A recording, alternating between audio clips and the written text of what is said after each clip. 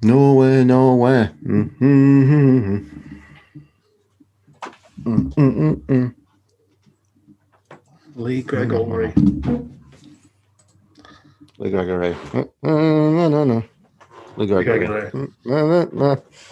Lee Gregory. No, no, no, no,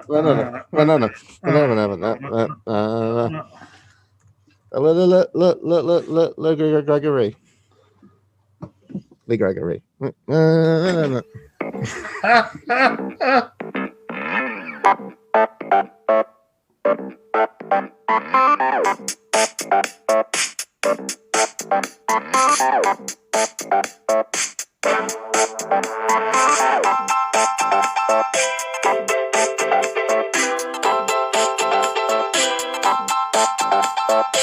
Welcome to Different Gravy, not just another Sheffield Wednesday podcast. I'm one of the hosts, Richard Miller, and my co-host, well, what's back? Back again.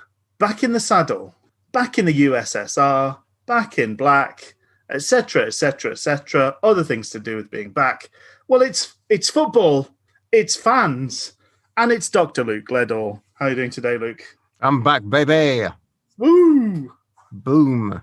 Yes, I'm back. Just like all those other things. It's almost like I never went away. It's almost you've like we still carried got on. it. It never left you. It never left. Yeah, it's almost like we just carried on doing the podcast during the summer to get to 100 episodes. And we had a little break, and then we kept doing some more. That's almost what it's like, but it's not what happened at all. No, lies, damn statistics. Yes. Other than that, I'm pretty good. How are you? Yeah, not too bad. Not too bad.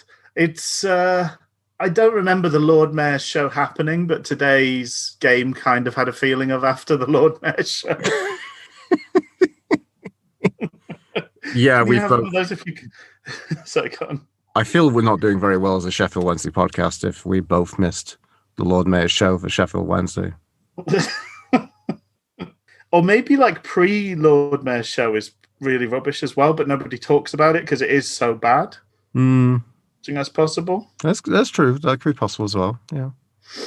But really, what we've got to get on to, it's been another ginormous week in the world of Wednesday. So I think without further ado, we've really got to make things official.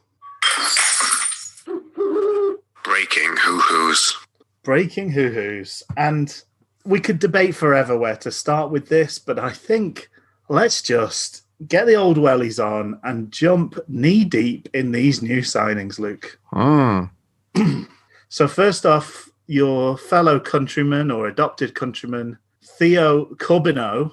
We've had a great week for Canadian footer, Canadian soccer. Thanks to the Canadian women winning the gold medal at the Olympics. Yeah, and in women's football, they actually care about Olympics. Like they do. It means something. They do. Surely we have enough prominent kind of great British players that are not picked for their respective country to fart off to Tokyo to play a tournament. There's a few factors. So first off, FIFA have always been a bit grabby about the fact that all of the different countries, home nations, have their own FAs and their own votes.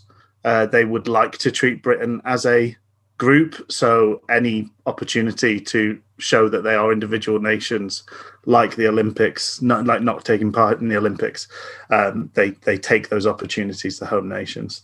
So they did it for 2012 as a special effort, but I believe that's the only time we've had a British team take part. Right.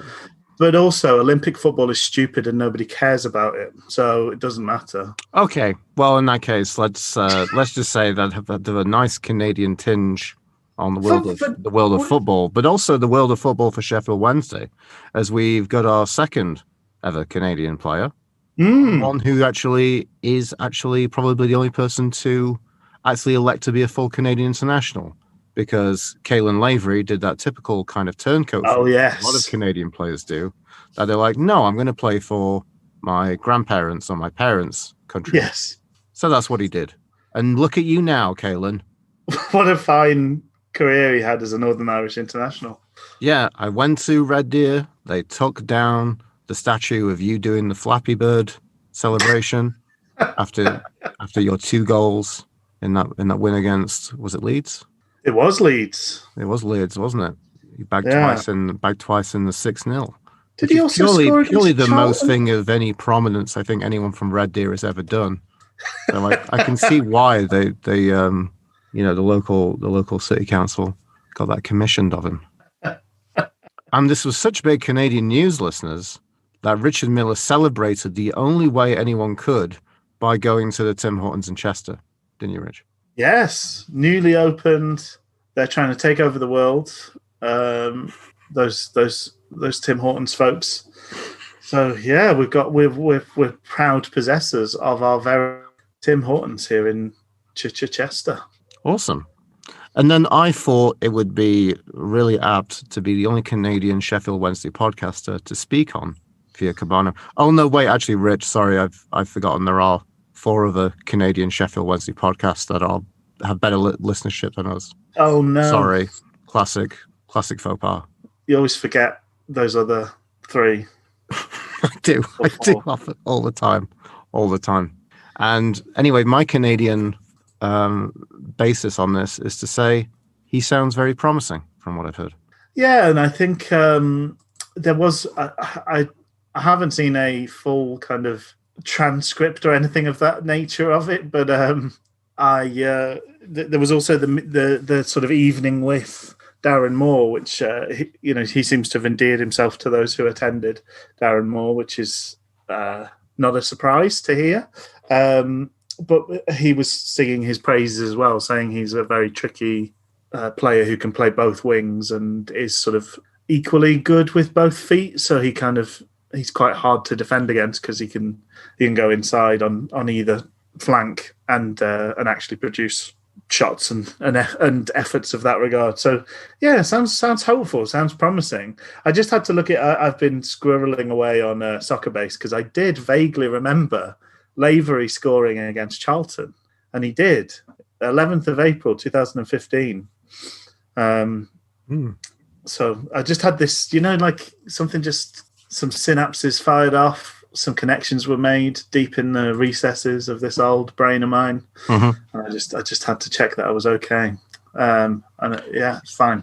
But he sounds wholly fantastic and promising. Like there's a lot of highlight reels from his time, for the PL2 team that seems to be well covered. The Premier League academies, with their league, which is like a lot of leagues we can kind of look at and say it is of a standard.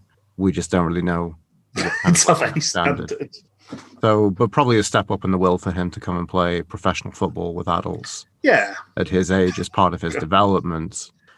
He also played in the Gold Cup for Canada and bagged twice. Yeah. So, such is his prominence. He's very well thought of to the point where my own Canadian Netflix of sport, DAZN, actually did a feature on him, being like the next big thing in Canadian soccer. So, a lot of hope and expectation around him. He looks very tall, looks very athletic, looks like he can, like, I think kind of similar to what Darren Moore was saying, he can kind of operate on either of those two. I don't know. It's interesting to kind of, I'm not going to forward too ahead to look at what we reviewed today for the game. But initially I kind of had a view of whether we were going to play like a kind of a three-pronged attack. But I think we're kind of signing players who have that availability and adaptability, like Shadipo, getting onto Johnson, who we'll talk about a bit later. Yeah. And Cabano seem to be players who can kind of operate in and around there, because it seems like we're kind of good after more signing news we can get into. For that kind of number 9 berth, if we look at Patterson, Canberry and Gregory as well. So it's interesting. It is really interesting. It's pace and legs around that pivot point, isn't it? That looks be the idea. One of the comments I kind of want to make from kind of seeing some of the players for the first time from today, I'll just kind of cut forward and just give a little glimpse to here. I said that Darren Moore wants to be like Olivia Netwon-John because he wants to get physical, and looks like we really have some real athletes in the team from some of the new players coming in. Kind of very real degrees of athletics and pace, but also that physicality, that body behind it as well. So Cabano looks exactly just like that as well. I think he's He's definitely over 6 foot, I think. He's 6'2", I believe. He's 6'2". Yeah. So I think it's fantastic. It's just very well, a great signing. I'm really, really pleased, and I'm very optimistic to see what he can do at Sheffield Wednesday. I think it'll be a good stage for him. I think under Darren Moore, I think it'll be a good sign for his career and a good sign of his progression. Bit disappointed we didn't see him today, but anyway. Yeah, it seems hopeful and promising, and I like.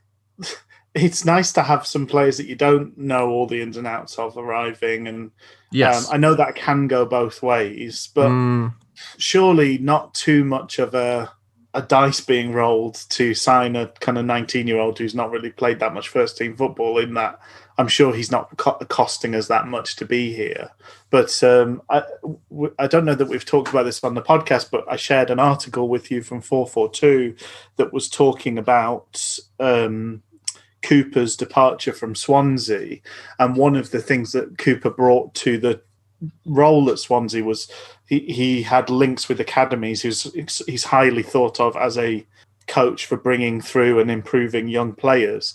So Swansea were able to attract fantastic loan signings, partly on a result of his personality and his, the facets of the way he plays and whatever else as a trusted person. But Darren Moore was mentioned favourably there as well as a character that is seen to be very familiar with the youth sort of setup and bringing youth players through to the first team, and trusted as a player to be part of that process for these bigger teams that have the embarrassment of riches. So I think some of these loan signings we've picked up really point to the fact that Moore himself is somebody that's highly thought of and trusted in the game. And yeah, there's a nature of being a stepping stone to some of these players, which if they go on and do great things is absolutely fine.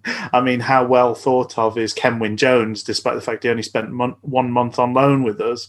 Wednesday fans talked about and loved him forever because, you don't mind being a stepping stone on a journey if they are clearly a good bit better than your level, or at least show signs of being a good bit better than your level, which has got to be the hope with some of these Premier League talents that we've borrowed for this season.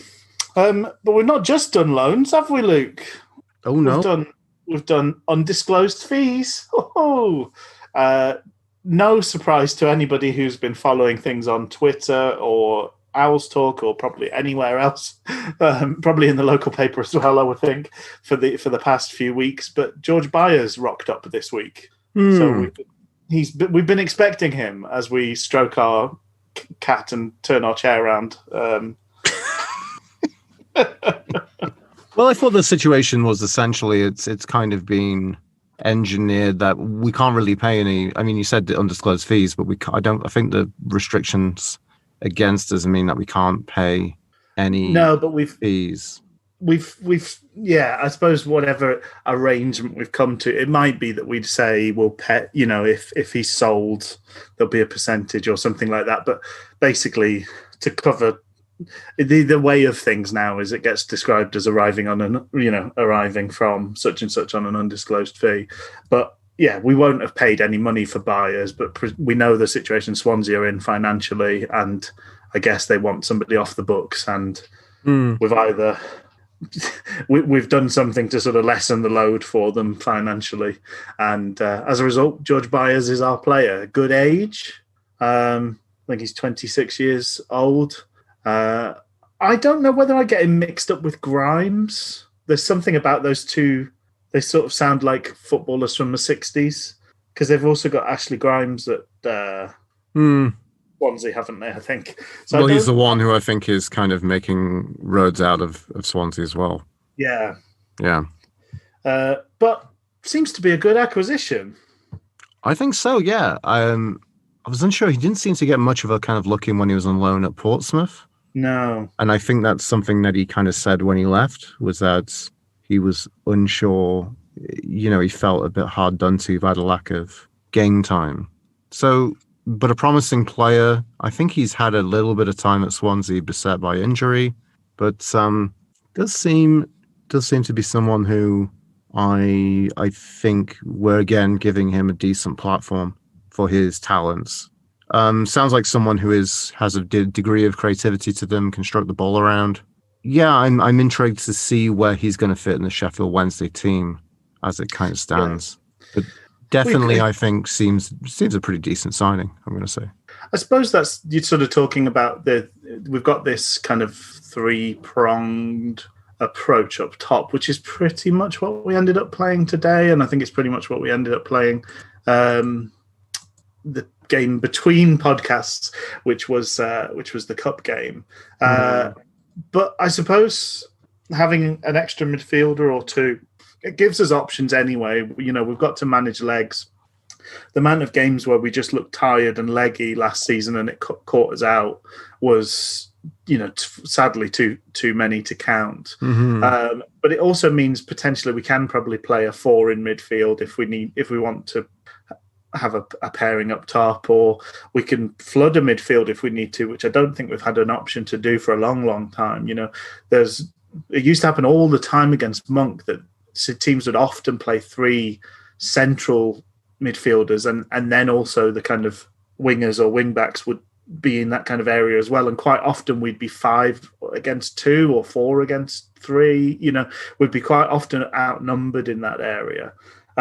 So I suppose that having some options there means we can kind of fight fire with fire a little bit more, which is a nice thing to have. I have to be honest, I don't know a huge amount about him other than there are some Swansea fans sad to see him go. He's got a reasonable reputation, and we have what's starting to look like a very well.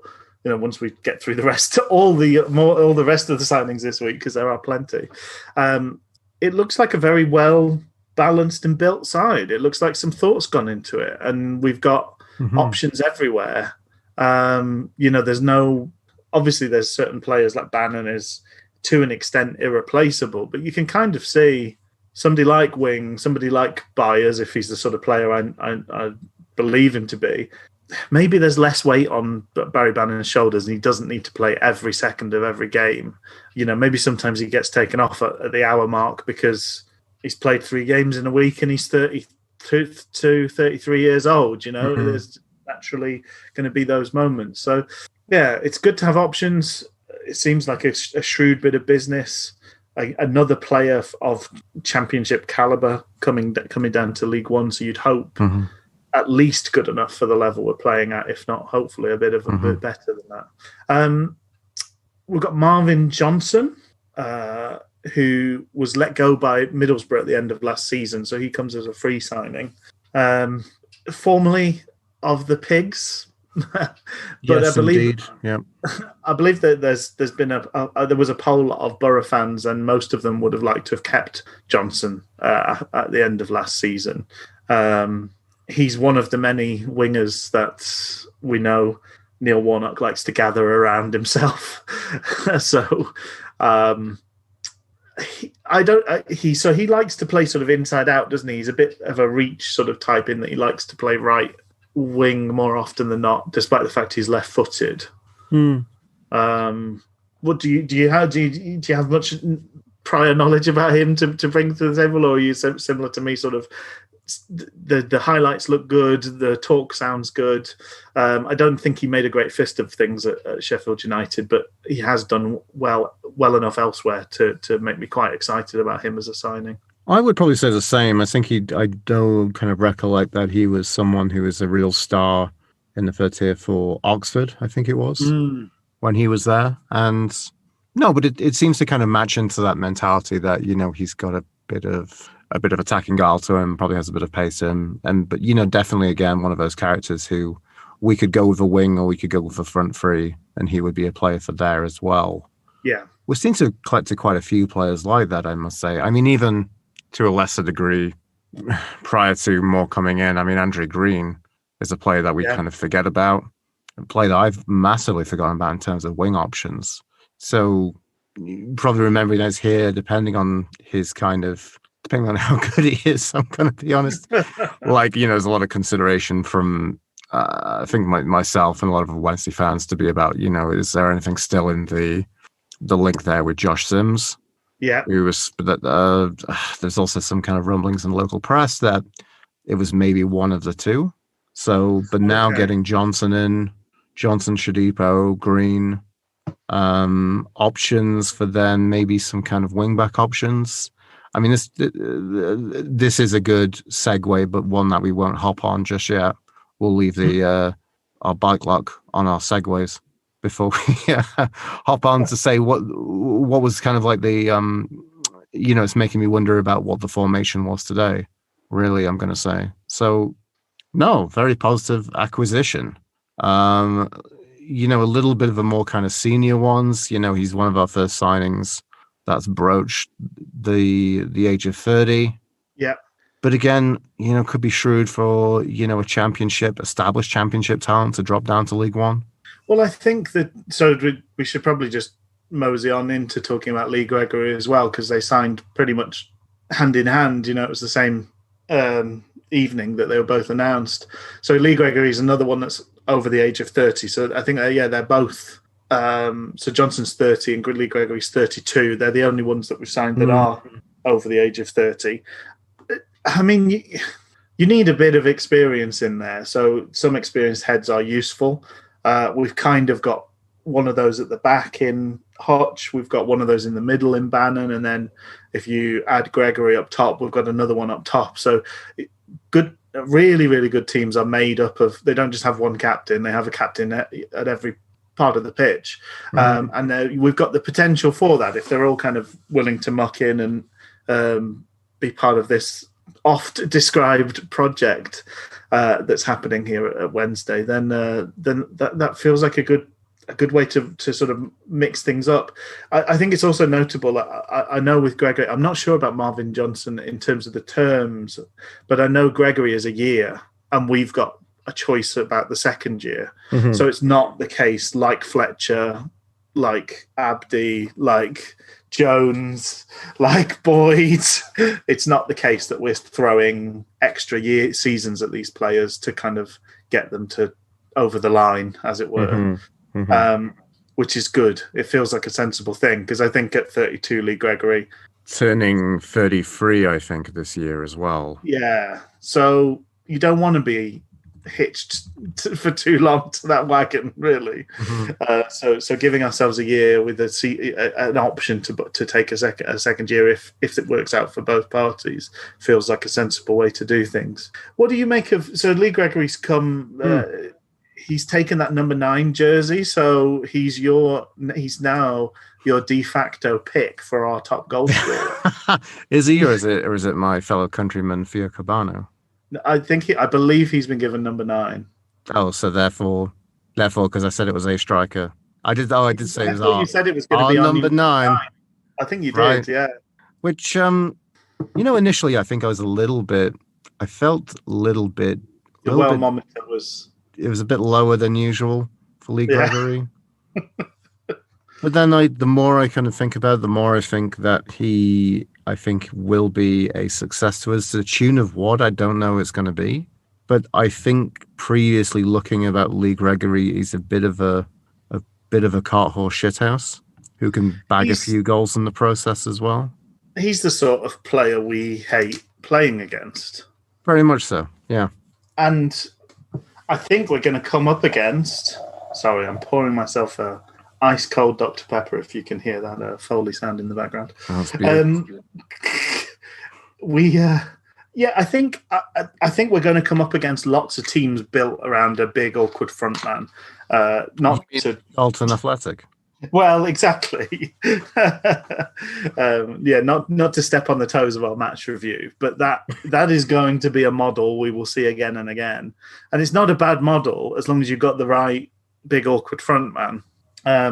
Unfortunately, we'll get into the game when we get into the game. I know. Another episode of Different Gravy, which is a regular old multi-strand Pulp Fiction asynchronous narrative, isn't it, really? But he's kind of had...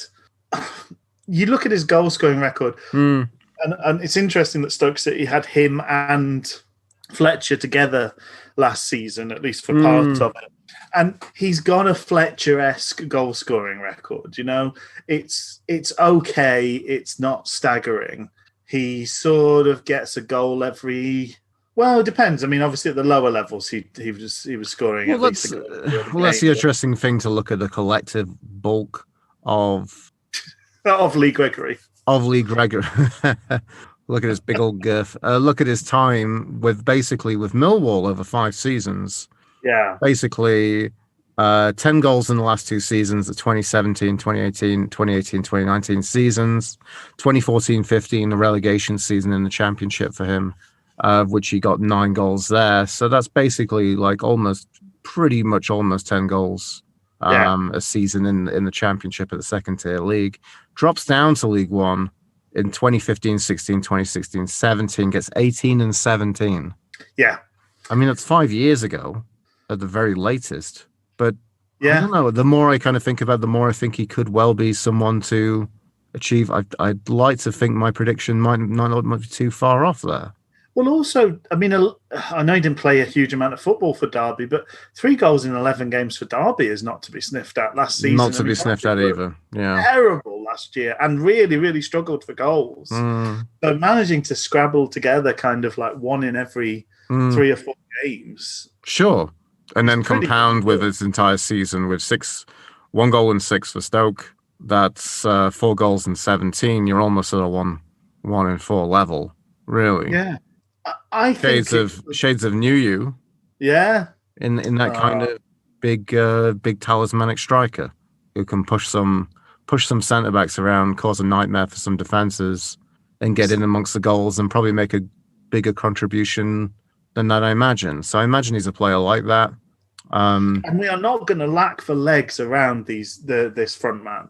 No. That's the thing. I think looking at today, I think Wing's got a bit of a turn of pace. I think Adeniran looks like he likes to read, the ball dropping in those midfield areas. Yeah.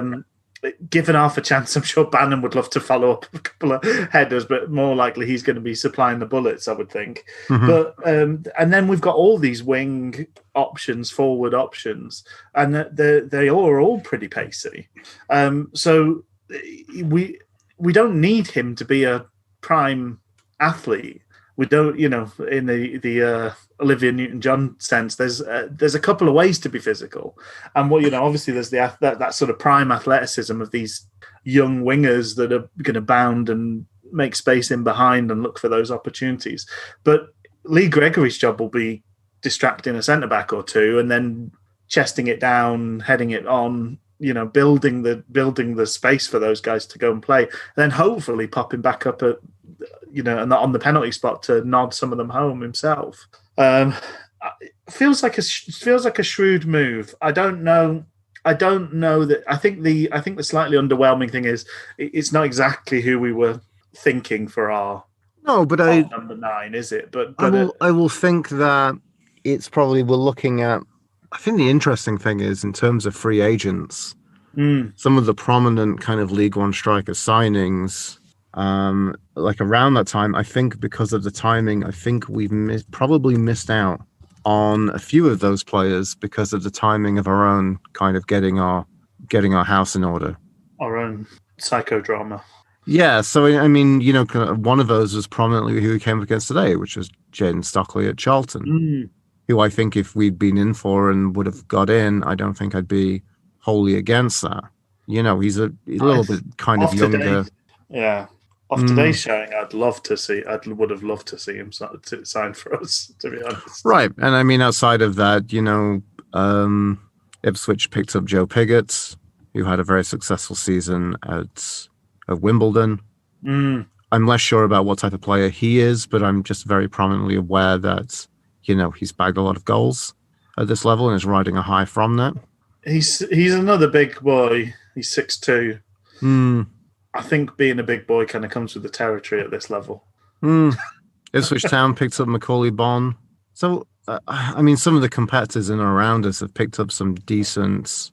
MK Dons are taking another bite at Troy Parrott to see if he's good. I wonder if we got a little bit down the list with who we could bring in. Possibly. Saying that, I think Lee Gregory is pretty solid. Maybe it's just not quite the marquee signing that I thought it would be, But don't you think? Looking at I mean, in terms of, I think, elsewhere on the pitch, we've had some really fantastic signings. If promise is kind of made up, I think Cabano could be a much better player. Canberry is a bit of a strange one. Yeah, I mean, I've been intrigued to hear your thoughts about him today. It's intriguing because I think we've got enough gambles up that top of the pitch. I think there's enough like what ifs, and I sort of considered. Well, I feel like Troy Parrott's absolutely one of those. You know, the jury is well and truly still out on him at this stage. But then I think George Hurst is another one. Who has he rocked up at? He went to Portsmouth, didn't he? Portsmouth. Which I still don't know with George Hurst. I mean, he had an impeccably poor season with Rotherham. But again, I feel it's a little bit like with Troy Parrott, it's a little bit similar to what you're going to see with George Hurst, is that I think being of a certain credential and being within a certain Premier League club and being of a certain promise and achieving a certain amount at like an England youth level or academy level, will hang over you for a good few seasons.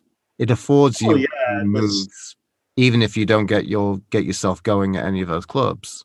The whiff of a good academy really can sustain a career for a nice long time. Exactly.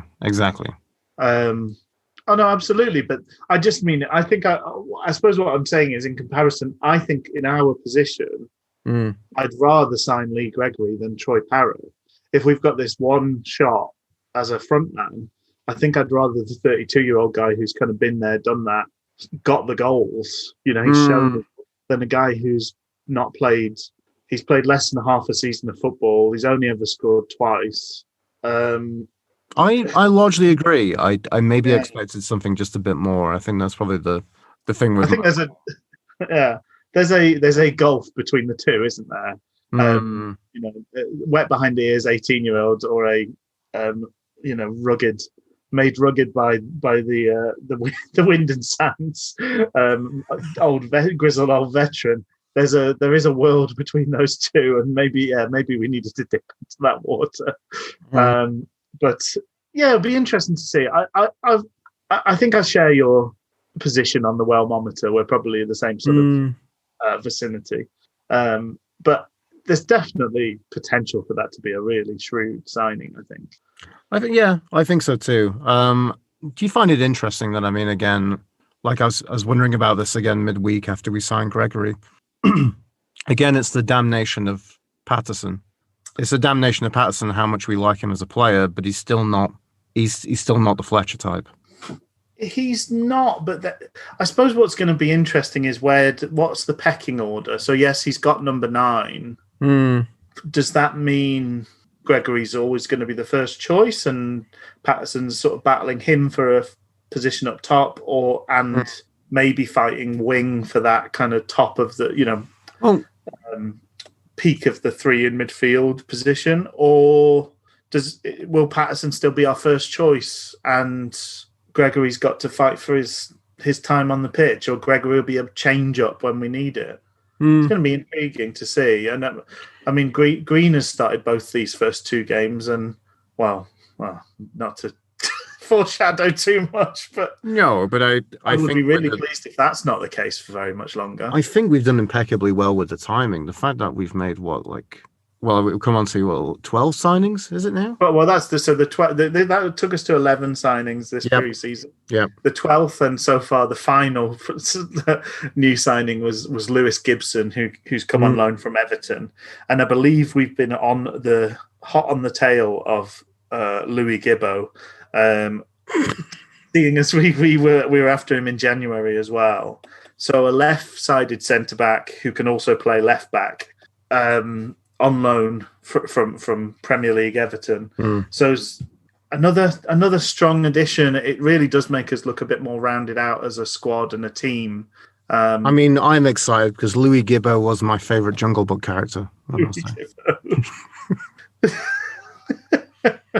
Oobee I won't go on loan to League 2, he said. So he insisted on a League 1. I want to sign for you. Sign for you.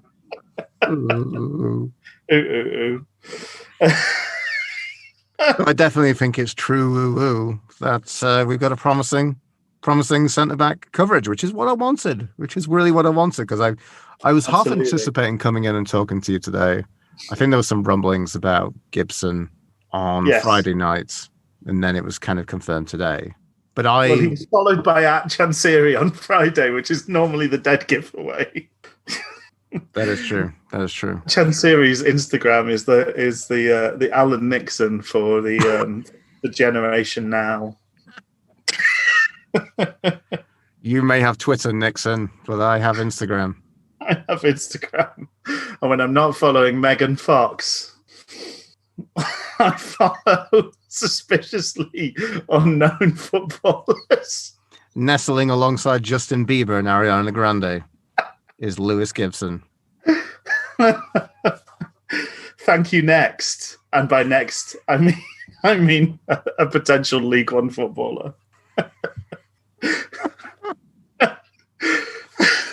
Oh, Justin Bieber said he got his peaches from Georgia, but we get our peaches from the Premier League academies. He intrigues me, Lewis Gibson. So I just to get back to the serious business of not knowing anything about anything. If we have to. Take that, Adriana Lima. My next victorious secret is the next signing for Sheffield Wednesday. Is unsubtly revealing Florian Camberi's arrival at Sheffield Wednesday. He's a young boy. He's a young boy in the flush of life, flush of youth. Well, I wonder whether Gibson. Well, I wonder if Jojo. I wonder also if Jojo Siwas had a youth career at Grasshopper Zurich as well.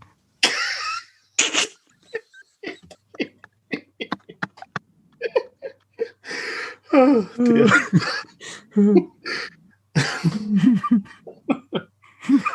If you enjoy making references that jump between Instagram celebrities and lowly footballers, do feel free to hit us up on at GravyPod on Twitter.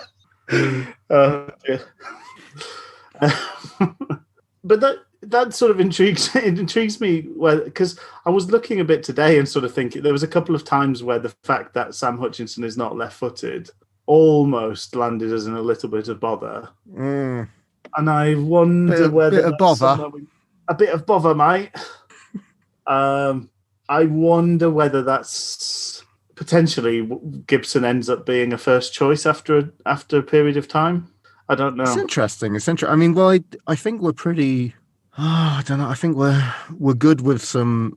I think we have some well-established and probably fairly well-paid professional championship centre-backs for those berth. But I'm really glad we brought someone in, because I'm like, if someone gets injured, then and then it's like knowing that we've got Hutchinson and Iorfa as two of those, and Dunkley, all with the patchiest of injury records. Yes. You know, it doesn't put me in the greatest mind frame. No, but we've got two goalkeepers now, two options at right back. We've got four centre backs plus, you know, if we do end up playing a three, obviously Palmer is another sort of make weight in that. We've got two left backs now, because that's Brown's real position. He's played the wing on the wing for the first two games, but his natural position is left back, wing back, which I also believe Johnson can play wing back. Is that right? Apparently so. Yeah, I think there's been some rumblings about him playing that for the last few seasons. For Borough. You've got one solid option at left back. You've got Galvin at youth ranks, but there's also then Palmer, Gibson, and Johnson, who can all fill in there, or do a job if needs be. Lots of options in mid. So yeah, I mean, it feels pretty well rounded. It feels like we've got good choices all over the park, and that's a nice. Well, we don't have really good choices in goal, but everywhere else we've got good options, which is a nice place to be. I think so. I guess the interesting thing is, just like I was saying before, that with all these signings, it's going to take a while for these players to gel in. It's going to take us time for the team to gel. It's just going to take so much time to get so many of these new signings kind of up to speed. Like, the interesting thing is, you sign a player on loan from another team, and if there's someone who you sign on loan, they're probably out of favor or they're probably on the fringes. You don't really know what kind of length of game time they've had in training or whether they've actually managed to feature in any friendlies. So going into today, I just kind of cut forward and quickly just look at that lineup. The thing I want to say about the lineup is you can't really say what the best starting 11 is because we're still getting players up and running. We're missing Shadipo and Windass as well. I'm wondering if we'll ever, I felt sometimes like this being with Wednesday a degree of you don't know if they know what their best lineup is, but sometimes I think you have to be a little bit sympathetic and say it doesn't look like they've maybe had the full options to find out what the best lineup is because not everyone's been available at the same time. Yeah. No, that's a good call. I think the other thing is, I think that probably the kind of trying to avoid that disjointed early feeling as players keep joining. And it feels like we're not the only team in that position because on the commentary they were talking about how many clubs have added late in the day and continue to add players. But I think that's probably why we saw, how many? 1, 2, 3, 4, 5, 6 of the players, the majority of the first team were here last season with us. And that's probably a directly to address that worry of everything feeling too disjointed. But everybody's going to be in the same position. So really the pre-season is going to keep running until October, I would think, because everybody's going to be adding to their squads until the deadline day at the end of this month. And then everybody's going to be bedding in new players for the next month. And then we might start to see what teams really look like come October, November time. Because we're not the only project that's happening in League One. There's several different ways. No, it's very true. What's happening at Wigan was described as a revolution. Oh. That's what they described it as in the commentary. Viva la baby's head or something, maybe.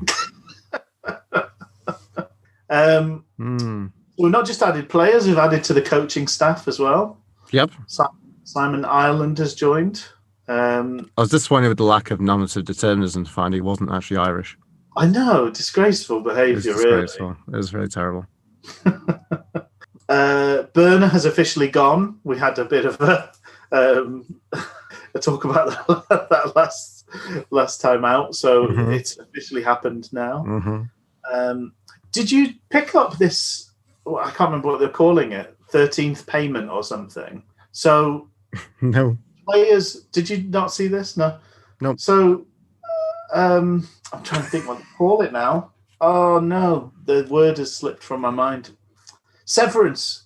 Players are allowed severance pay if you let them go.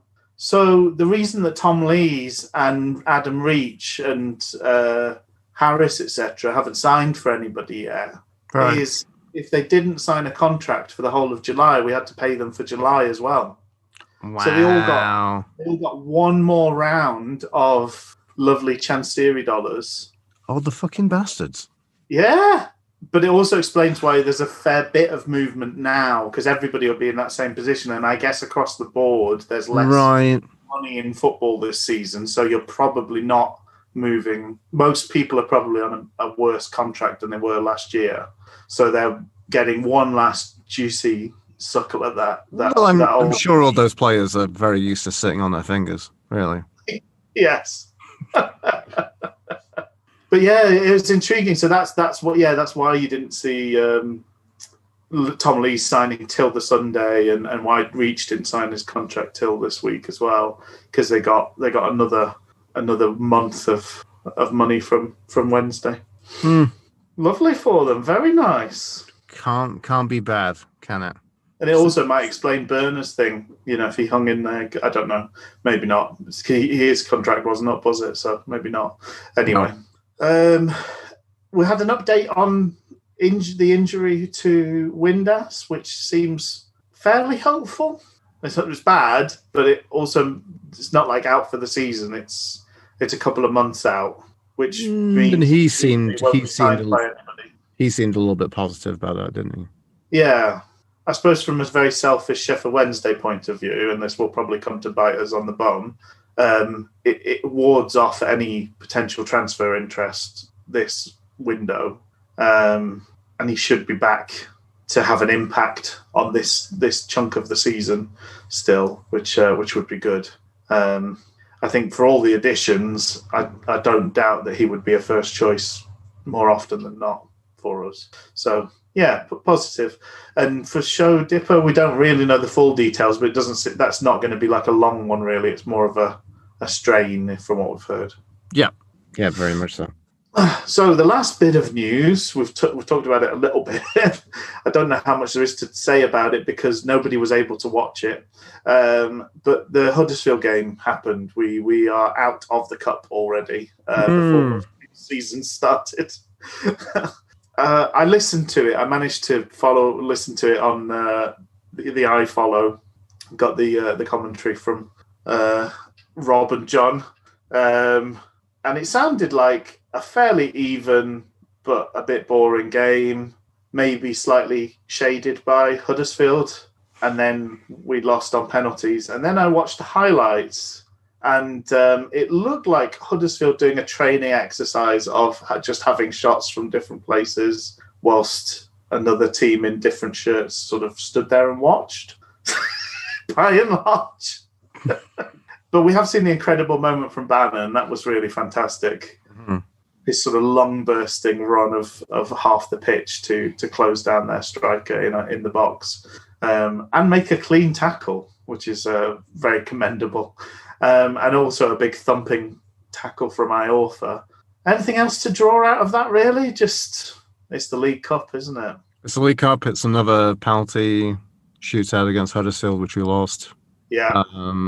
Who knew that if there was a penalty against Huddersfield, that Jordan Rhodes was fine taking one for Huddersfield? First up. Yeah. Only took me till recently. Maybe I'm a little bit slow in life. I think I am a little bit slow on a few things, I will say.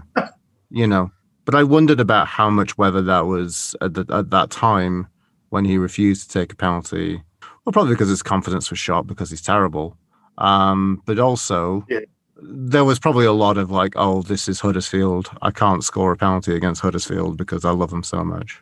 Yeah, I bet there was a bit of that, which he really should get over himself. He's a prick, isn't he? He seems like a nice person.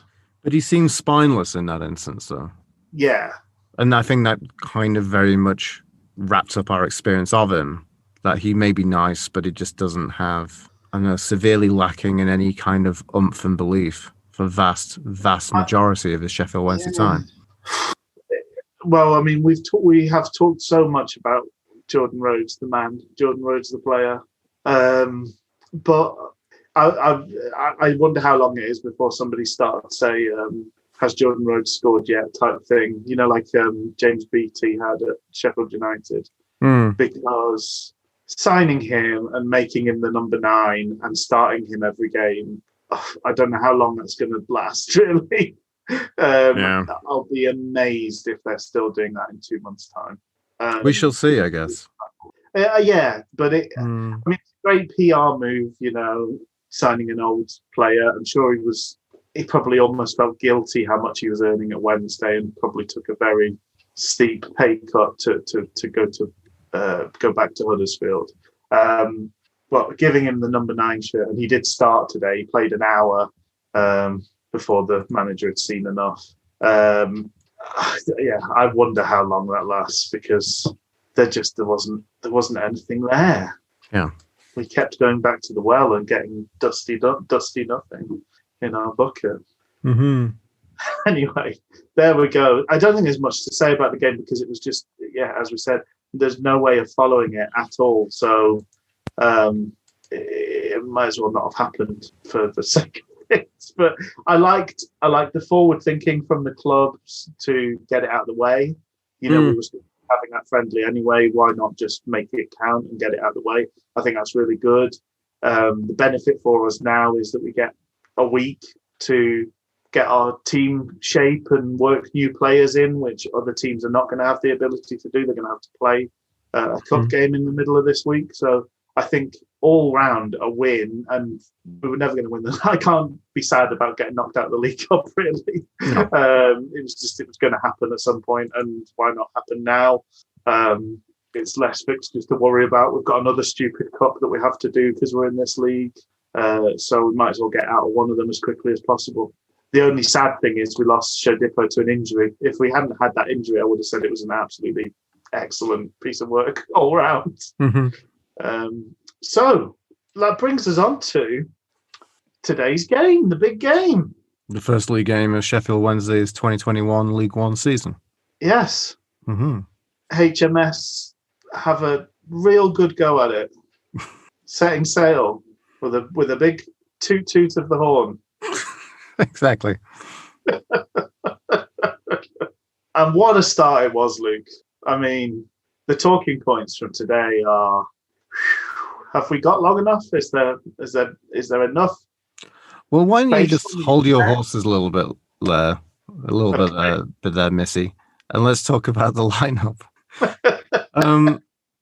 Interesting, because the thing I wanted to say was kind of from, it's going to take us a while to get these players up to speed. It's going to take a while for players to gel, to get to know each other, and to kind of reflect that. But it's interesting looking at that first lineup. I mean, a few kind of Sheffield Wednesday debuts. Not really a debut for Jack Hunt, for Jakuns. Second debut for him. Obviously, BPF in the nets as well. Yeah. I thought it was kind of interesting to look through. Adeniran is there, which is fantastic, as was Lewis Wing. Jaden Brown, that was kind of interesting. Was there anyone else I'm missing? You gave me a nice sheet, Luke, about how to pronounce names. It didn't have Lewis Wing on there, but I think you'll find it's pronounced Wang. Lewis Wang. Anyway, sorry, it's just a stupid one. Yeah, Brown kept his place. He replaced Shodipo in the week, didn't he? So I guess the interesting thing is I want to ask you, what did you kind of think the lineup was today? I thought it was a back four. I think it was a back four as well. I agree. Right. I was a bit surprised when the coverage I had wanted to put it as a 3-5-2 with Palmer joining that and then Brown and Hunt being wingbacks. No, I wouldn't have. Yeah. I thought it was a pretty solid, pretty standard sort of back four. A 4-3-3, if you will. I think that was the intention. Unfortunately, as we struggled to really get a kind of foothold in the game. So I think more often than not, we were probably 4-5-1. I think those the wingers ended up sort of pushed back fairly often. But I think the intention was 4-3-3. Right. Because I mean, that was the interesting thing. It was, kind of in terms of what the knowledge that the story that people seem to give me, because again, I couldn't get to see Wednesday against Huddersfield. People seem to say on Alstalk and other areas saying, I don't think Brown should really be kind of that far up the pitch. I think they kind of viewed Brown as more of a fullback, a regular fullback. So I was kind of wondering when I was looking at the notes. I was saying in my notes at that point, I said, I think it's less than ideal based on my layman's knowledge of him. Didn't sound like a good fit based on information that we had of him against Huddersfield. But again, it had this weird tone that, like, is Patterson going to be our starting number 9? I don't wholly believe so. Gregory just didn't go. Gregory was just not there at all. Canberry was on the bench. Yeah. A lot of the signings from this week were on the bench, including Kubanu and Marvin Johnson as well. It's like it's definitely not our settled best 11, but I think for where we are, I think we have to be a little bit grateful about where we are with this right now, I would say. I think it also shows it's not the case of we don't have any faith in the players that are here. We need all these new signings and we can't wait to get them in by hook or by crook. I think it does feel like a fairly level playing field for lots of players, and some players will naturally stand out and become first. I mean, obviously, Peacock Farrell's going to be first choice goalkeeper. Obviously, Iorfa's going to play centre back. I would think Hunt is going to play right back. I think Bannon is going to always. I mean, I'd be very surprised if Bannon's not an absolute mainstay. I think outside of that, potentially, maybe Adeniran is going to be a mainstay. That feels potential. I think if they're all there, I think that middle three is going to play every game if they're all still here. Yeah, quite possibly. I do wonder about Wing with that mention of him sort of flattering to deceive. I mean, we can talk about. We'll. I think it makes sense to assess all the kind of the first impression. We do definitely have bias as well. To kind of and that's why I'm sort of thinking Byers is in there. If he's another kind of equal type player, we know Luongo's so good if he gets to play and lest we forget Luongo. Yeah, and so that's what I was sort of looking at. I was looking at the players today and just thinking of the three, potentially Wing might find himself drifting in and out of the team a little bit. But I don't know. He seemed to come into for a lot of praise against Huddersfield. So maybe I'm way off, and just today was today. It was a busy Charlton midfield. They were very reliant on Stockley, which meant that their wingers were right in the middle of things as well. They weren't pushed up top too often. It was all about Stockley kind of making the ball stick and then the game coming to him. So it was a compact, difficult midfield situation. So maybe it just wasn't the day for Wing to shine. And we're all entitled to opinions as well. You might have loved what Wing was up to as well. So no, it's intriguing. I just think there's things up for grabs outside of about 5 players who I expect to be complete mainstays. I think every other position, let's see who stands out. Let's see who stakes a claim, really, which is quite an exciting space to be in, because last season, really, outside of the first 11, everything was terrible. And that first 11 barely held together as well. So it's nice to be in a position where we feel like we've got some choices.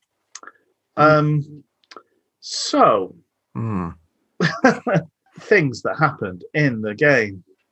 I mean, it's a shame for the audience on Sky, for those in attendance, for fans of both sides, that basically the first big thing that happened in the game was a massive injury with a huge, I think it was 7.5 minutes of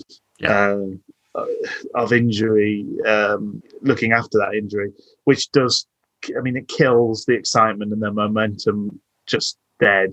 And it's like picking things up again from a kind of morgue-esque atmosphere. So that did not set a great tone for the game. No. I put the game barely got started before former and current bane of our lives, Jayden Stockley, murdered Callum Patterson in cold blood. The ref didn't speak to him. They didn't show a replay. And both Luke and I volunteered to host the Spotify podcast exclusive looking into this true crime. So Patterson found himself replaced by Florian Cambery. I'm sure nobody expected Florian Cambery to be going on quite so quickly. I'll be intrigued to hear what you thought about his performance. It was an interesting mixed bag, but he certainly didn't bring... He doesn't play the game like Patterson plays the game. I suppose nobody really plays the game like Patterson plays the game. But he's not that same kind of... I don't know what I want to describe Patterson as. Just an awkward bugger, really, isn't he? Cambery doesn't really have that to him. But I thought some of his movement was quite good, looking to sort of make runs in behind. Yeah, unfortunately, seems to keep getting caught offside. Well, a lot of our forward plays just kind of left us offside on so many occasions, right? Yeah. Yeah, but he seemed to be kind of have a degree of mobility to get himself into space. He had one great moment in the second half where I felt he really worked himself well into space, but then he just seemed to kind of overthink it. Yeah. And then that was it. And it seemed like that felt like him more of his, that felt like his opportunity for the game, pretty much. There were some nice touches in there. And I think, I'm intrigued by him, but I'm also slightly worried by that performance. It wasn't overwhelmingly positive. I think there were positive bits and pieces. I thought some of his running was good. We had I've forgotten his name, the Irish miserablist commentator, formerly of formerly of Blackburn Rovers. I know the exact one you mean. Keith Andrews. Keith Andrews, yeah. Irish miserabilist Keith Andrews. Every year he tussles out for that title with Dylan Moran, the Irish miserabilist for this year, but he tends to win. He was saying that his movement was really good and they couldn't keep up with his movement. So that was quite a high praise. Wow. We didn't do a great job of finding him, or when we did, as we touched on, it was too late. Like there was one moment where he made a great run, but Hunt just checked his pass before he played it. And by the time he played the pass, Cambury was in lots of space, but it was too late because he was miles offside. There was also that weird... This is sort of, I haven't picked this out as a particular note, so it's not necessarily kind of jumping ahead too much, but there was a moment where it sort of dropped for him in the box. I don't know whether it's the same moment you're talking about. And I think like Green cut across him, and it was like, I think Green expected Cambury to go take it past him. I think Green thought he was making a kind of dummy ghost run. And I think Cambury thought Green was just going to take it because he was through on goal.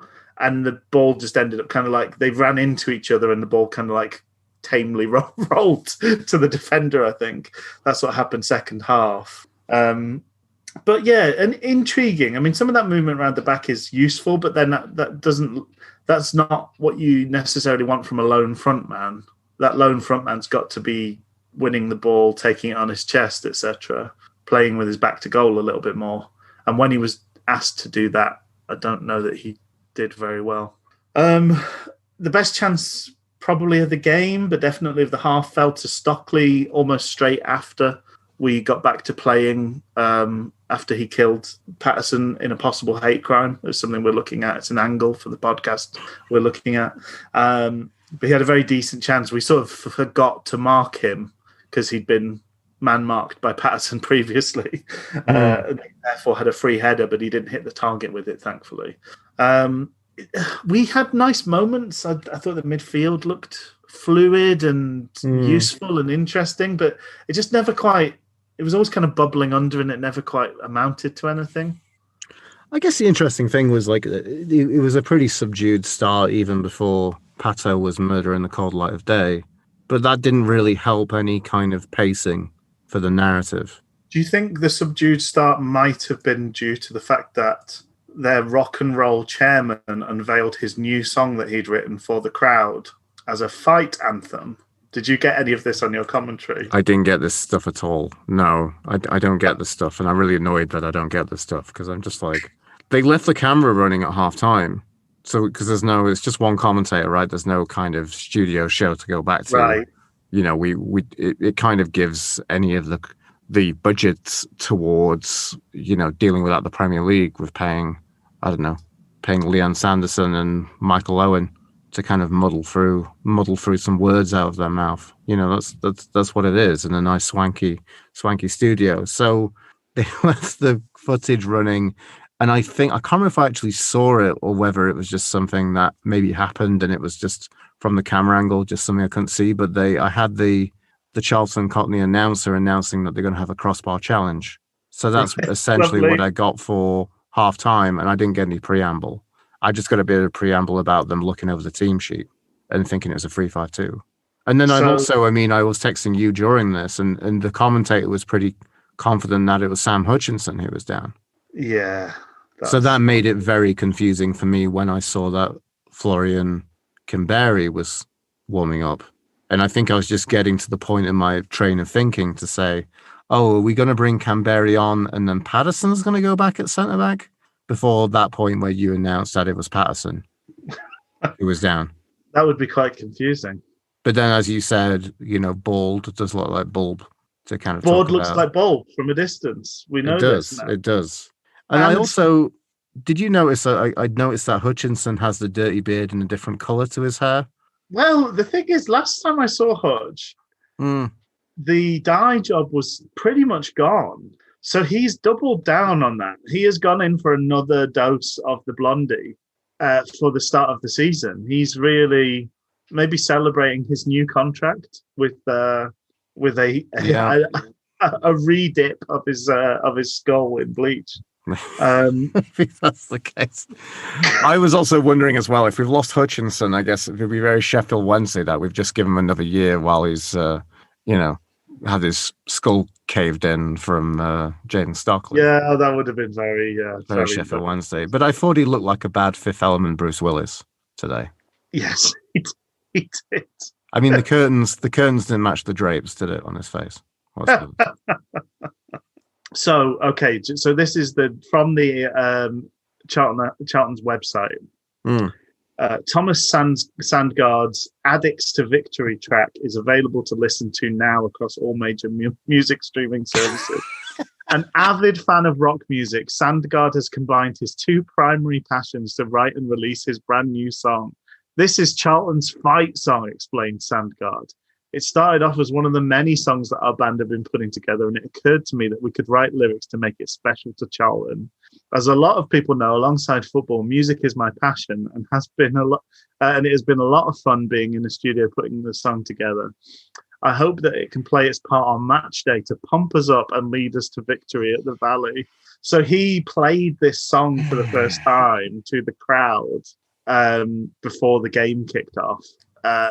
So I wonder if that was the subdued atmosphere, because imagine if Chansiri treated us to his latest big number before kickoff. I can imagine how Hillsborough would feel, and it would not be excited and victorious.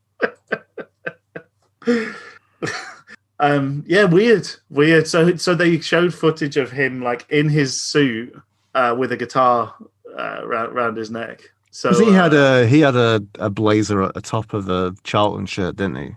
Is that right? Maybe that's what he was wearing. I thought he had a sports jacket on at the very least. I think he had that when he was sitting down, because we focused on him and his missus, in the crowd. They also seemed to be they unveiled the Alan Curbishley stand, and they had lots of players from the Curbishley era. Right. Okay, that makes sense. Yeah, I kind of put together that was okay. That's the reason why they were there. Gotcha. Yeah. Anyway, so I don't know whether that led to the miserable atmosphere. But I mean, that first half, you mentioned Stockley missing a free header in the 24th minute. Yeah. I was like, best moment of a fairly even and dull contest at that point. Yeah. A little bit after that, there was a moment where there was a flick on, which Jack Hunt very unconvincingly dealt with. Yes, there was a bit of panic, wasn't there? There was. He took a bit of a touch, and then he had to kind of roll it out for a corner. He seemed very startled by what happened there. But we did get a bit of kind of real... we did get a real bit of like prison break revenge, really, with Bailey Peacock Farrell then poleaxing Stockley from the corner. Yeah. There was a little corner shiving for what he did to Pato. You're messing with my boy, you get the fist. You know what I'm saying? It did seem a bit premeditated, but on him. Good, but definitely good, because how often do we get done by these dirty teams, by these awful managers that only seem to be like the whole Atkins? I remember playing Atkins teams now. It took about 20 minutes, but I was like, oh yeah, I remember. They do loads of tactical fouling. They moan like Billy O. And they hoof it long all the time, always. Every set piece is centre backs in the box. So yeah, that's Nigel Adkins. I remember now. So good to stand up to them and punch a bully back in the face.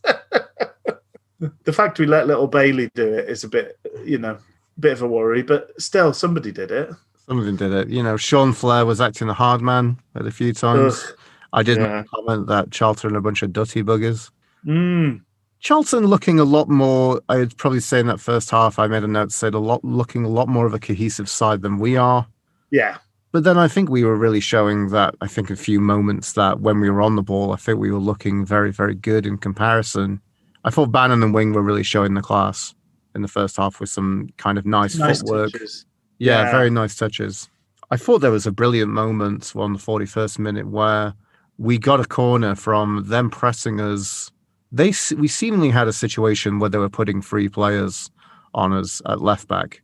But we managed to just dink it over to Palmer from the centre backs. He shuffled it.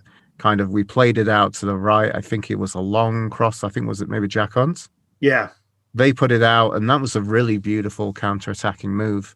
It was just really upsetting that we then did a really lame kind of flick-on routine to Hutchinson, I think it was. Yes. At the near post. I'm like, it's just, Yeah. We felt like we did very little with our corners and set pieces, and it felt the opposite. It felt like every corner was just tantamount. You just pick out Stockley in the middle. Yeah. And then he'll either try and look like he's going to do something promising or fluff it wide. Really. Yeah. 42nd minute, I said, Hutch sees yellow, and it's not his Barnett in the mirror. The resulting Charlton free kick was wanged over. So I've got a couple. I thought there was a lot of coverage of Chiellini yanking back Bakary Saka. I thought Matthews' foul on Brown was not a million miles off being quite as brutal. He grabbed a hold of like both sides of his shorts and just hoiked him down as hard as he could, because Brown picked his pocket and then went on a run. That was probably like the Wednesday highlight of the half, more or less, was the fact he did that little run and got hoiked down. I also put that around that point. Remember how in the Euros the refereeing was so good, unfussy, letting the game flow and actually improving matches? Yeah, well, this ref had the summer off because he was so drained from blowing his whistle so much last season. Because he was so busy. That's the annoying thing in games like this, where I think we probably did some tactical fouling of our own. I know like that Hutch one basically is the same sort of thou shalt not pass. I'm going to take you out because I don't want you to go past me. So that's just as cynical. It drew the yellow card. It was absolutely fair enough. But how often in games like this where it is bitty and there's no momentum and it's slow, do you find that the referee is just getting so involved all the time, like completely adding to whatever stop-start feel there is to things? The ref is making it worse by adding unnecessary stop-starts all the time as well. I noted how at the end of the first half, Stockley is somehow immune to anything after winning the softest free kick from Iorfa giving him a very lame grope. Yes. I don't know what... Just as a general kind of note, which I made in the second half, which I think was even bigger there, but I will cut ahead and make this comment. Basically, the thing I want to say was, I'll come on to it later when I'll make the point about it. Okay. Seemingly, Charlton have some mafia-like protection racket going on with the officials. The aged ref, named ref of Will Finney, seemingly treating Charlton's challenge like a thing of old, but ours of a modern time. A true goodnight sweetheart referee. Obviously we talked about the fans being back, and I do think more than anybody, the refs seem to be affected by that, because every little look from a Wednesday player was blown up, and they got away with some pretty bad fouls. A lot of that kind of just a clip in the heels once somebody's gone past you, or a little shove in the back, or a little tug of the arm. There were things that should have been yellow carded that weren't. There were just fouls that just were not blown up. There was a couple of incidents, I think, around that time where I sort of jotted down that he was having a really annoying game to watch. I think there'd just been a couple of incidents where we'd done something. We've been trying. Generally, it was Aden Aaron trying to make move the ball forward. I think Brown had a couple of moments of this, trying to make some things happen, getting hoiked back, and then kind of giving as good as... So no foul given. They gave as good as they got then to either nick a ball off a defender or whatever, and then that gets blown up. And it was always the kind of like the retaliation or the second nibble of things was what he blew up over.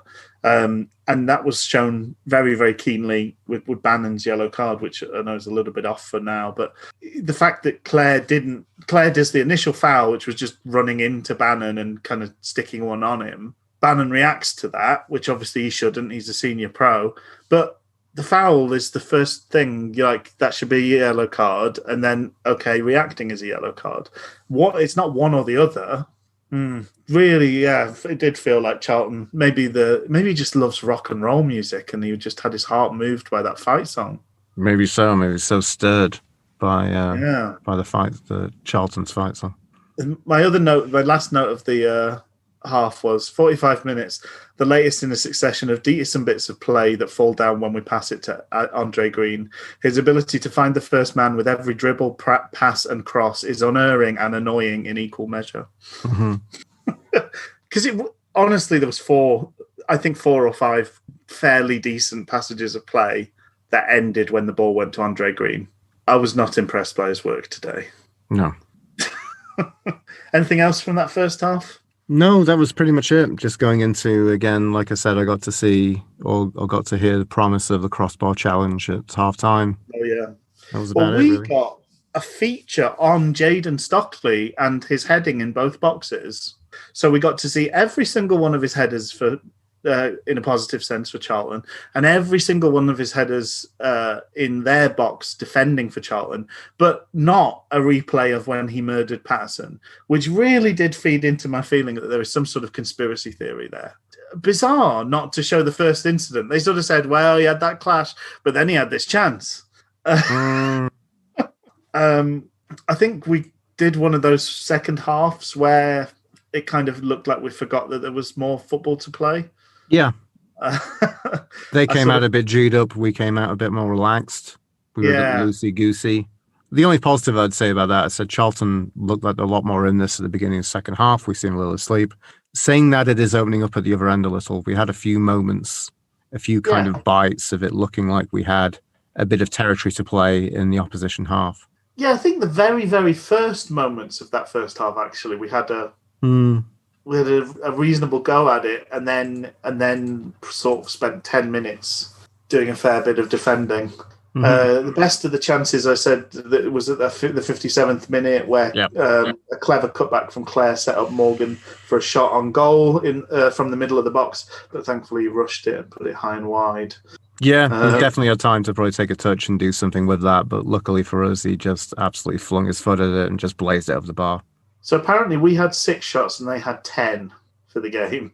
Right, but we only actually managed to notch 1 on target, I think. That's right. Yeah. And they didn't get any shots on target. Yeah. High caliber game, great game of football. So and none of our chances none of that original 3 that started the game got a shot, had a shot at all. But yeah. I said Marvin Johnson consulting his binder. Owls fans collectively think he's got the sleeve tattoos, but does he have the good at football? Eventually came on for the disappointing Andre Green in the 64th minute. We had a little flurry there. I don't know how involved Johnson was, but it seemed to be around the time that my dinner arrived. So I didn't see all of it in real time, but we had a slight penalty shout for Brown, a foul on Brown in the box. I thought it was more Brown falling over in the box. Yeah, there's a little bit of that. And then we had the thing effort from Palmer. That was brilliant as well. Yeah, the 68th from Palmer just actually managed to just kind of jink round and then absolutely put his foot through it. Yeah. I would have been curious to see where it would have ended up if it wasn't like deflected wide. Yeah, that would have been interesting to see. Would have been good. Can we just rewind the clock a bit? I'm not sure. I think it was essentially somewhere around the 60-odd minutes. Okay. But that was the bit which actually made me make the comment about the protection racket with the officials. Oh. I was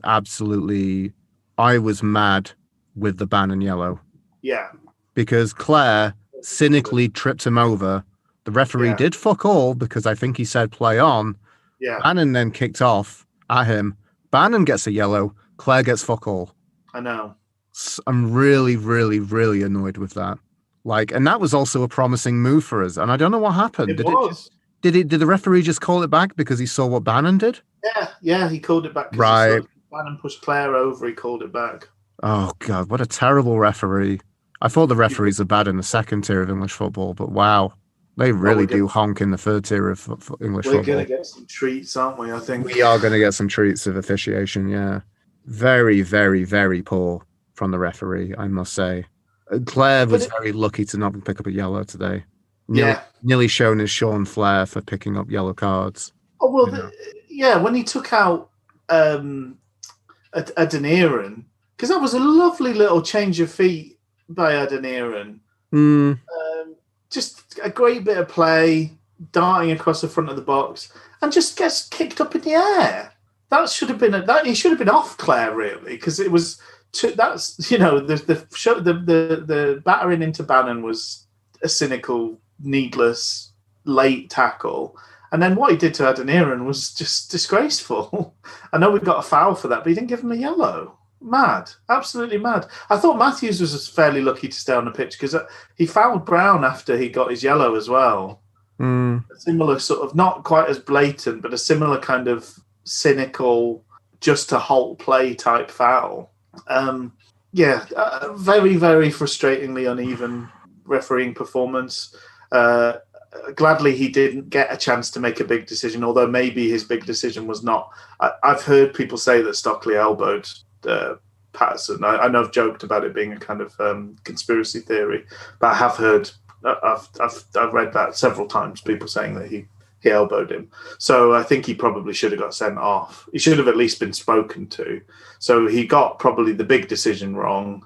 And then thankfully we didn't make any fouls in the box to give him a chance to give them a penalty, because no doubt he would have absolutely gleefully done that. But it felt like he was rising to the occasion of the whole narrative of this is Charlton's day. This is a big day. They're at home. It's their first game of the season. Oh, the fans have been away. Oh, we've named the stand after Alan Curbishley. I imagine we probably had the same footage, just with different commentators. 75th minute, camera focuses at a rainbow we cannot see. Then it cuts back through the pissing rain to Alan Curbishley. Beautiful. Look at that. You could see a rainbow over my stand. Have you got a phone to take a picture? And then that makes sense, because then it cut to Chris Powell and Matt Holland. I said a day for cheap latex dignitaries. Addicts. Sorry, they're addicts, aren't they? Addicts, yeah. Different type of athletics, yeah. So, the whole... I don't remember the change of ownership being when they got rid of Curbishley. The narrative I remember is that collectively Charlton got a bit fed up with finishing comfortably. Yes, exactly. And they decided they needed to push for Europe. Yep, that's what happened. That's when they got rid of Curbishley. So the idea that this new owner comes in, it's like, I've brought Curbishley back because those lot got rid of Curbishley. It feels like a bit of stolen valor, really. Because it's very strange. I find Charlton. I find Charlton a very strange football club. Yeah, At least nobody was doing pull-ups on the crossbar this time. What a bell!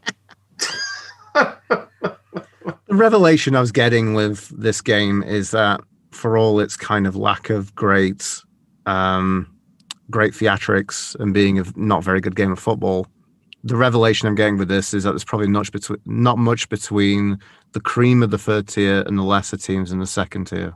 Yeah. It felt like we could have replaced any number of these teams who were playing this game of football. This could have been Huddersfield Ipswich for all we know, No, I think it's a fair point, but I also thought this should have or could have been a tale of our quality shining through. It didn't end up that way, but it's just hard to know. I sort of want to almost dissect the game as a whole at any given moment, but we should probably just do the motions of the last few sort of incidents of the game. So the 68th minute about the Bannon, the Palmer shot, and then my next 82nd minute, which probably sort of tells you how much stuff was happening in the match. But I sort of said, big let off as Iorfa misjudged a header in midfield and sent us into scramble. We regained our shape really well, but Hutch's clearance invited a shot from midfield. Hutch himself closed it down and the shot whizzed wide. But that was another good opportunity for them. I mean, all the good opportunities really, aside from one or two, fell their way. It's got pretty much.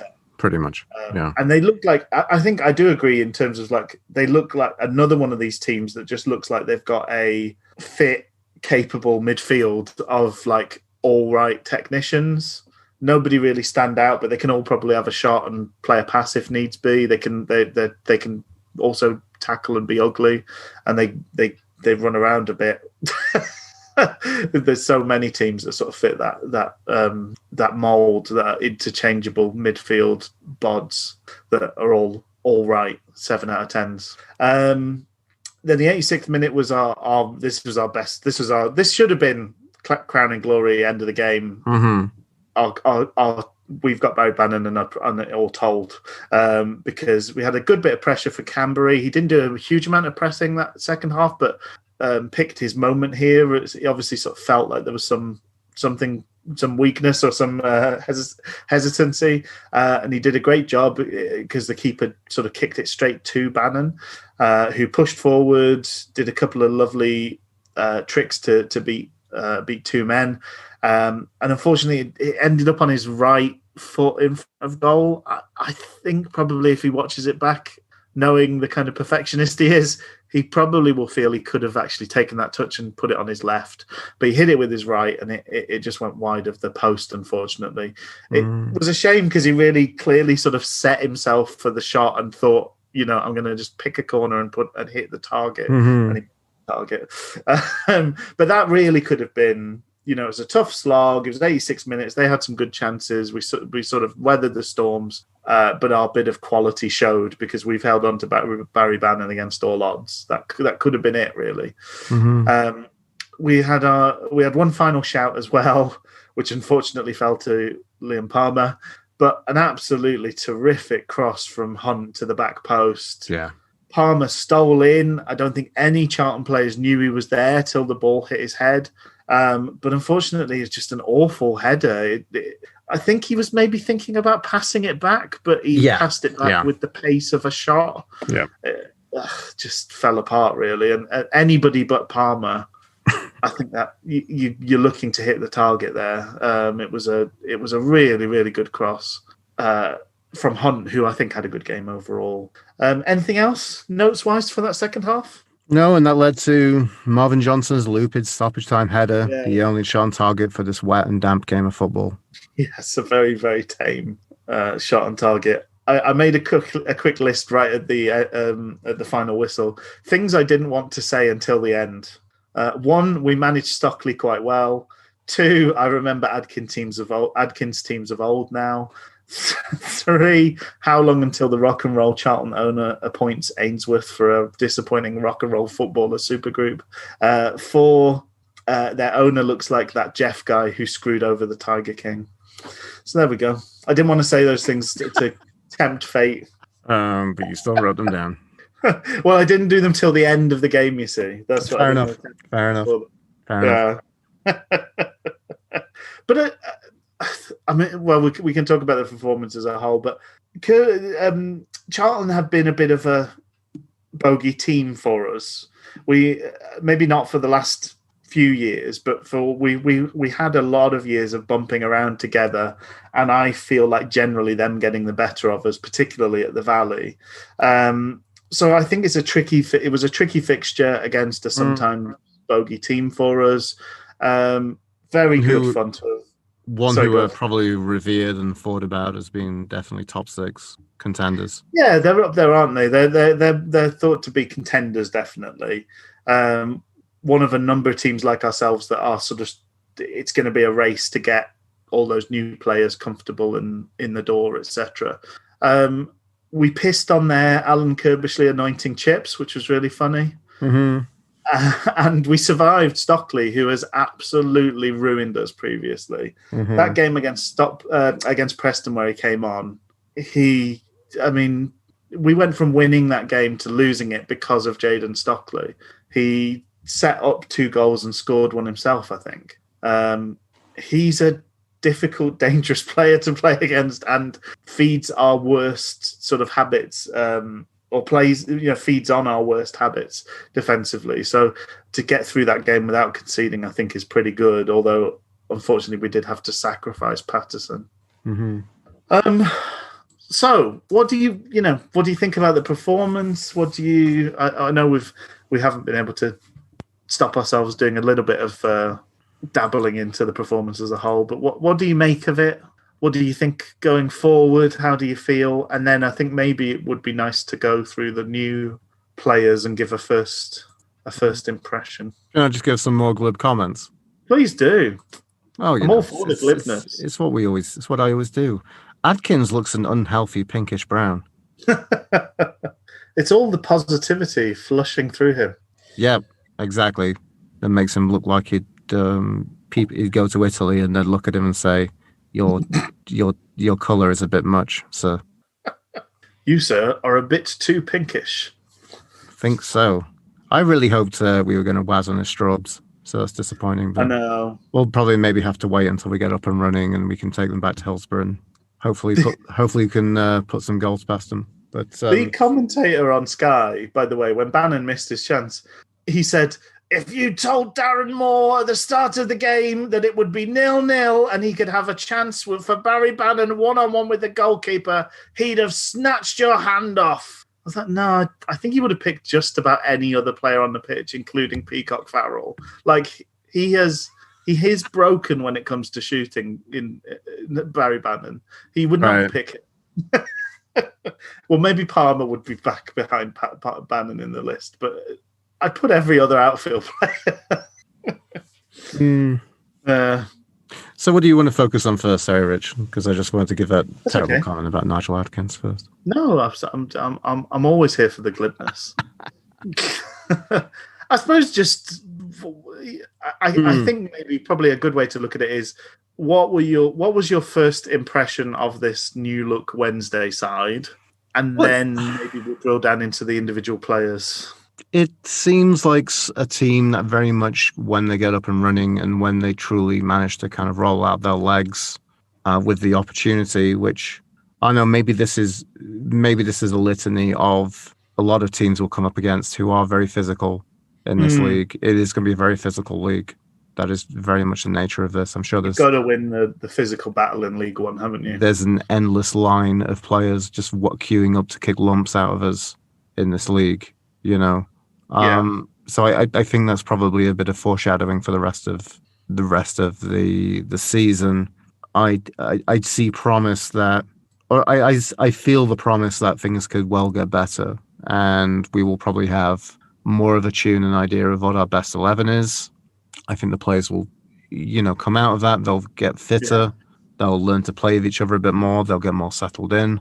So I think that is promising. So I don't know how much to kind of look at and think about this. Think about a point away from home and a clean sheet against a difficult opponent for this league is probably a positive. I think there's more to come on the final third of the pitch.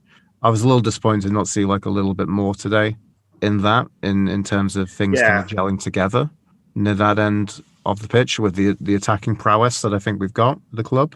But I think you have to kind of hold and reserve judgment right now for where we are, knowing that it's just been incredible that we're at the stage for the first game of the season, and we have, I feel like, bar any more players going, I feel like we've done our business. We've done our business rather substantially, and replacing 16 players with 12 is pretty damn sizable. So again, I'm just trying to kind of not be too judgmental about this opening game of football. Yeah. It's difficult though, because I mean, it's as well as it being the first time as it's being this big serenade for Charlton, it's also the serenade for us. Every first game of the season is going to be a serenade for every team that's playing it, because this is the first time fans have been able to see a game in 17 months. So it's a big occasion all around, effectively. Absolutely. No, I do. I think you're right. I did sort of have a little moment because I remembered last season. I can't remember what the context was. There were so many periods in the season that this could be, but we were on a pretty poor run, and we were talking, and I think I was saying something to the effect of, we're not really supposed to beat these teams that were, the team we're playing this week. Like, it would be a real surprise if we did. It's the other games that sort of, and I think you sort of said that, like, how many of those can we have though? And I did in kind of filing this away in it was a tricky game against a tricky team, etc., etc. It's like it's a tricky game against a tricky team. Do you know, like the League One this season more than most is full of actually like a collection of formerly great teams that are at various stages of finding themselves or refinding themselves. It's a bit of a graveyard of former Premier League greats in some ways. Yeah. So it's gonna be tricky. I think that physical side of things is a given at this. Yeah, League One is it's a blood and thunder. It's the start of the blood and thunder leagues that just keeps going down the pyramid from here on out. But I don't feel like we're going to get cowed or bullied. No, which I think that's the big thing of looking the players coming in as being like, oh wow, these are very much more of the built athletes than I think we've seen for a while, and I think that's a real benefit to Sheffield Wednesday. But I think the likes of Adam Reach would get gobbled up in League One. Oh yeah, very much so. And I feel like we've kind of rid the squad by and large of that type of player, which feels like a good move for the challenge ahead. Yeah, I don't really think of many players that we have are like still of that ilk. No. I'd be very curious to see how Pelupessé would have done in this tier. Yeah, we'll never know. I had the sad moment of unfollowing him on Instagram. Oh, Rich. I just thought I can't see those thighs anymore and not have that show. But I mean, for a player who is so deemed to be so physical, but yet didn't really have such of a weight in the second tier, you wonder how things change if you drop a division. But again, like we will never know effectively. Now I'm thinking of Joey Pelupessé and leg warmers and a unitard. Oh. I'm going to have to refollow him, I think. No, I know what you mean. So in terms of, shall we do some like first? I don't know whether there's so many new players. I know. Out of the new batch, the new breed, Gremlins 2, the new breed. Which one for you was the weirdly sexy one, and which one was the newsreader one? Why didn't you start with that one, Rich? I've got to. So I think in terms of standing out, I appreciate what you said. Like Lewis Wing, I think there were some nice touches there. I was a little bit under. I thought there was maybe a game to be grabbed by the short and curlies today by a member of our midfield, and I feel like Adeniran did that. Yes. Tried to do that. Our good moments were generally him taking control and pushing forward a bit.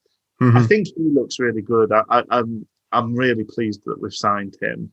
I think it's a little bit of that FDB like drive from the middle, but just with a lot more steel there. Yeah, like he doesn't seem flimsy. He seems like a real battle cruiser in the middle of the park, And he seems to be able to go all game, which is great. Because the cross, Hunt's cross in the whatever it was, the 90 whatever minute that Palmer produced his disappointing header from. That was that move was started by Adeniran sort of making a sort of burst into the box and trying to do a cutback himself. So he was still working hard and on the front foot even at that stage, which was really nice to see. I think he's going to be a star. I think I mean, he was probably like a fetus at the time, but he's the sort of player we should have signed immediately after losing to Hull at Wembley. It's the sort of player we've needed for a long time. Yeah, and I'm glad to have him. I loved having Hunt back. I thought he looked. I know there was that weird moment, a bit of miscommunication, but I thought he just looked so comfortable and confident, and I loved the early crosses in. We had 2 or 3 of those early. They were really, really good. They were the best crosses we came out from. Yeah, we had nothing on the wing really in that regards, Yeah, and I thought there were glimmers. I appreciate the broad opinion seems to be he's sort of playing out of position, and I guess his squad number would point to that as well. But I thought there were moments from Brown. I sort of liked his attitude. I don't think he got much joy. Matthews is Matthews has played games for Wales. He's a very decent right back. And who knows what would have happened if he hadn't been so mercilessly hoiked down by his trousers on that break. but there was bits to like about him. He's obviously very quick, and maybe him playing at left back or left wing back is going to be the key there, because he will have a little bit more time to kind of stretch his legs. He for me, in terms of the day, like, not a player who I don't know if he really had the best game out of everyone who was a new debut. No, I was agree. a debutant, but he was the one who surprised me, because I think he made me change my mind on. I didn't have a great view about who he is as a player, but I think I kind of came to the conclusion based off some information. And I was impressed with how athletic he was and how much power he had. And yeah, he had a real battle, like you said, with Matthews, but I think did very, very well considering. And you know, that's interesting. That's another option there for the wings, really. Like, you know, I kind of think about him a little bit when I talk about players who, when they get a chance to kind of unroll their legs a little bit and kind of get a bit of ground. Like, I'd like to see him, but they played a very tight, kind of compact game at the back, Charlton. They did. I guess knowing that they're an Adkins team, they're probably very well organized and probably want to put as many men behind the ball as possible in those situations. So I thought he looked decent. I was really happy for Brown. We may need to kind of wait a bit longer to see some of the better stuff from wing, but it's early days. Adeniran was great. Really liked him in the middle of the park. Yeah. You know, I liked the elements that you said about Jack Hunt. You know, that positivity from a fullback is really fantastic to see. And it gives us bags of recovery pace on that, at least on that side of the pitch. What do we think about Peacock Farrell? Kind of looking back, going way back on the pitch to the goalkeeper position. Well, it was a pretty easy debut for him. True, but he makes me a bit more assured than some others, even if it would have been the same level of casualness to Wildsmith, to Dawson, to whoever else. Yes, and sometimes, you know, I mean, in a way, good goalkeeping is.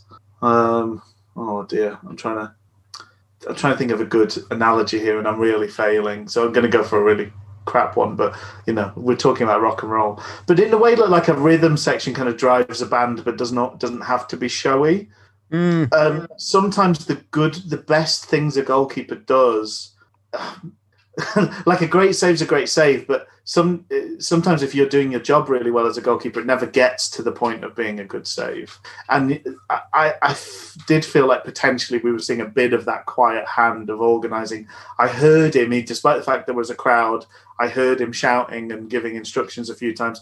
I heard him calling for the ball when there was a moment, again, with Stockley and Iorfa, and I heard him shouting Baileys. Like, it wasn't just his order at the bar, it's his name. But I think that's maybe where you see. I think the reference I make all the time here, and I apologise for it being really boring, but Stephen Bywater was terrible at being a goalkeeper by the time he got to us, like the saving shots and being a moving human being. But he was really, really good at the shouting and organising and telling people off and claiming a bit of it. And it meant he never had to, very rarely to face a shot. So the fact he wasn't the best the best at shot stopper didn't matter, because he didn't ever have to stop the shot. And he played for years after us. So he played till he was nearly 40 years old. So I think maybe we've got a bit more of that, you know, and he couldn't be at a better club to, you know, Burnley have got a fantastic group of goalkeepers, and they have for the last 10 years produced tremendous goalkeepers. So I think he's probably had some very good training. He's had some very good people to look up to. And yeah, hopefully. There was a couple of weird moments. I've got to say that. I don't want to kind of sugarcoat things. There was the weird one that kind of rolled through and hit his left leg. But again, he made sure he kicked it hard enough it left the box. It wasn't just a kind of flick out of the foot that put us in trouble. So yeah, I quietly pleased, but very hard to judge on this performance, really. Mm-hmm. but that's 2 clean sheets for him so far. Yeah, which is a good sign. So I suppose now just sort of maybe man of the match is all that's left to pick. I think it's got to be Adeniran, I want to say. Adeniran's a good call. I think I thought Hutch and I thought we really did deal with, aside from the murder and the immediate aftermath, we really dealt with Stockley pretty well. And that norm, you know, a lot of the praise for that's got to go to Iorfa and Hutchinson. But yeah, let's give it to Adeniran. Good positive front foot play from him. I'm excited to see him sort of grow, and just means that we don't sign that sort of player. I'm really, really pleased we've got him. He's just there's an ebullience about his play that I really like. I like having in our midfield. So yeah, very pleasing, and hopefully something to build on. And who knows with Patterson, if it's a concussion or worse, hopefully not worse. But that does mean he's probably going to miss a week or 2 of football. So it gives an opportunity for somebody else to stake their claim. And I don't know that Canterbury did enough to make it his own. So I think Gregory's going to get a foot in the door. And let's see how that goes. That's exciting. I'm excited to see Gregory play for us. Yeah. Yeah. Well, I think that'll do. Really, for a pretty uneventful game, I think we managed to wring some blood from the stone, thankfully. And it's good to not, we've not lost. That's the big thing coming away from this. We've made a start to the season.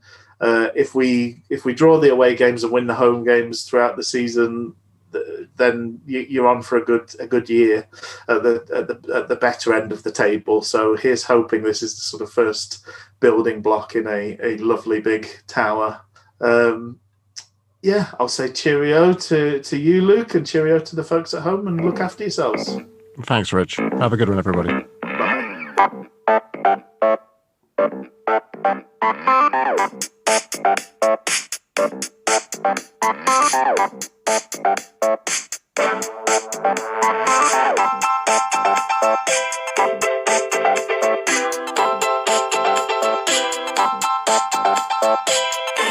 Lee Gregory.